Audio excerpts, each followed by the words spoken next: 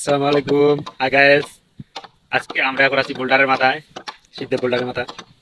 আমরা এখন একটা আল্লামা দিলওয়ার হোসেন সাইদি আর হচ্ছে বঙ্গবন্ধু, কে কাকে বেশি পছন্দ করে এটা নিয়ে আমরা একটা কন্টেন্ট ক্রিয়েট করবো, কম্পেয়ার করবো, দেখি কার জোর বেশি।